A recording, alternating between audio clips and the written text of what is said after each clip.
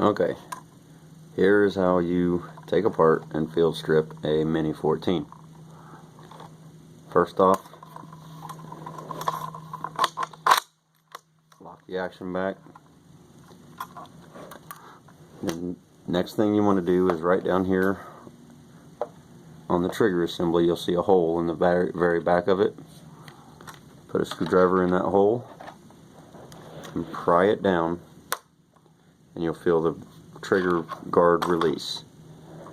The trigger guard will come down like so, and then the whole trigger assembly will slide out of the gun. So you put that off to the side.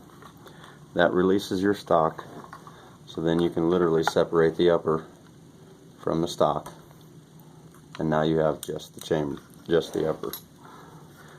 Next step in this process is to carefully release. So go ahead and release the bolt. So that puts your slide and your spring up the front. Next step is carefully remove the spring by pulling it forward and release the spring. Now you'll notice, I don't know if you noticed or not, there's a little pin right here where the spring actually seats. Right inside here is the spring retainer. There's a little pin that's on the side of that comes out extremely easily. So you'll have to watch for that pin to fall out. Pull that pin out, put it aside safely, and then push the retainer out. Once you do that, then you can slide the bolt back. It'll come out kind of at an angle. So, I don't know. So you'll take this, slide it back a little bit,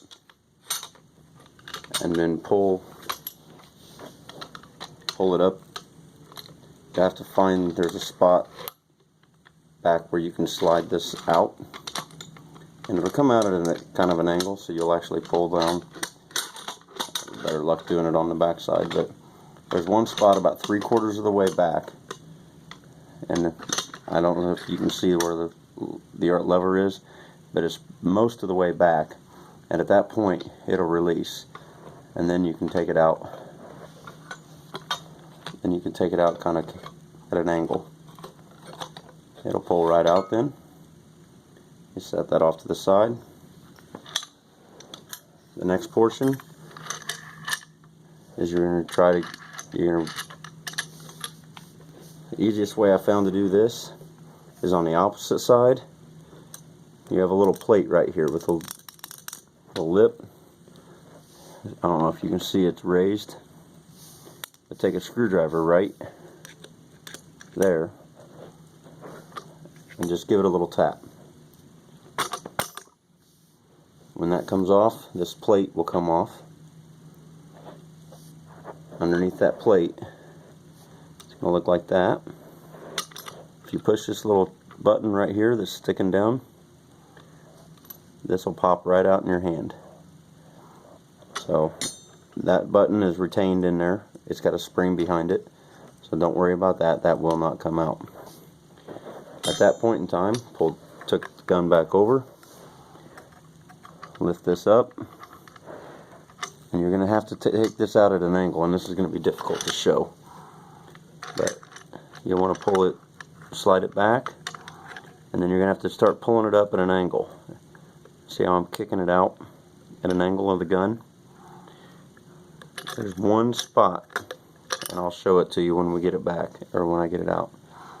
This spot right here, you see back in here, there's actually a little gap right there, and that has to be able to turn diagonal and go into that gap. That's also how it comes out. As it fits right into that gap.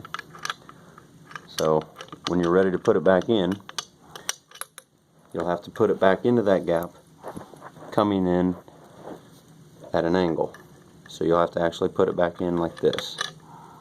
Once you get it to slide in that gap, push it back a little bit, give it a little twist, and it'll straighten right out. and it'll lay right back down in its path. It should be able to follow its path normal. Once you've got it back in, turn it back over. Take this. This end with the rod goes in the large hole. The end with the little circle here fits right into that circular hole right there. So kind of set it in a spot, and then again that pin, push that pin up, and it'll fall right in. It is spring loaded, so it'll kick it into this position right here on its own. Once you've got that back in, take your plate, and the rounded sides go up into the gun. Put that plate back in and lock it back in. Once you've got that, it's time to put. So you'll see on the inside of this, see how this is slotted, and then it has a slide there. That slot right here, that slot right there is where you're actually going to engage it over the top right here. So I usually leave it in the all the way forward position like this, and then I turn the gun over and I put this in at an angle. So again, I'm putting it in at an angle across there, and then I line that slot up to go right over where my thumb is, right here on that nub. So go at an angle, put it in, you get it in the slot. Once you've got it in the slot, it's not going to line up at the end of your gun. So you're going to have to push it back and let it ride down the barrel while holding up slightly right here. Let it ride down the barrel. You'll feel it click back in. There, it just clicked back in. So once it clicks back in, then right here, it'll be aligned to go up. And you can just slide it all the way forward. While holding it forward, I put this retainer back in. Now this goes in flat side toward the top of the gun with the opening towards the front of the gun. So I'm going to put it in flat side towards the top of the gun, which in this case, since I've got the upper upside down, it's going in on the bottom, but flat side, top of the gun, push it in right there, then take your pin, slide it back right through that hole. Now you'll kind of have to keep that pin, keep an eye on that pin, because that pin is going to tend to want to pop out. It falls out very easy. So as you're getting ready to load your spring in there, make sure that pin stays constant in there. So when you put your spring, oh, see, I flipped the gun over to show you and it popped out. So the spring is going to go back right in here. Now the spring, you'll see on the end of the spring how it's got how it's kind of beveled. It's not all the way around. That flat tip goes towards the top of the gun. In this case, again, I'm upside down, so it's going to go to the bottom. But inside of that, where that pin goes through, you want that flat part right here on the bottom side of that pin, or towards the top of the gun. So we'll load that in, and again, make sure your pin stays in there. So pull your spring back up to the front. This usually takes both hands, so compress that in.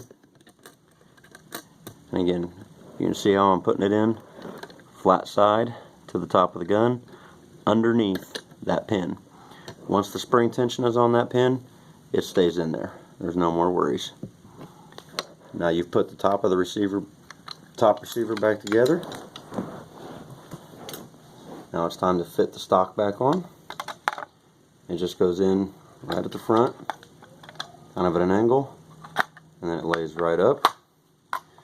Once I've got the stock back on, I pull it back and I lock it.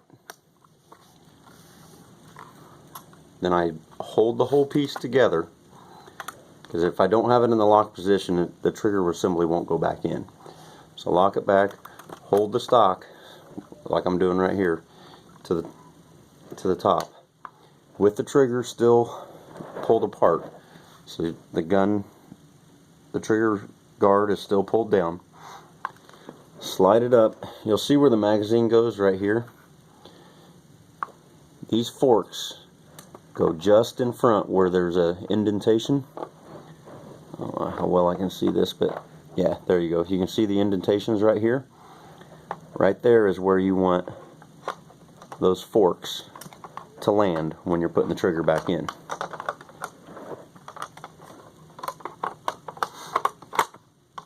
Once it goes back in,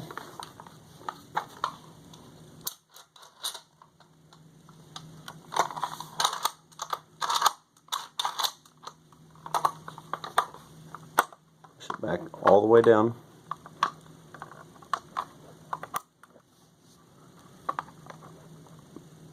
Make sure it's extended all the way and pulled out pretty significantly when the guard is down. Push it into that slot. Once you get it all the way in, make sure you pull it down tight, and then physically with your hand you can take it and you can pull the guard up, and you'll feel it snap into place. At that point in time, rack it and test it. Firing pin works, everything's put back together.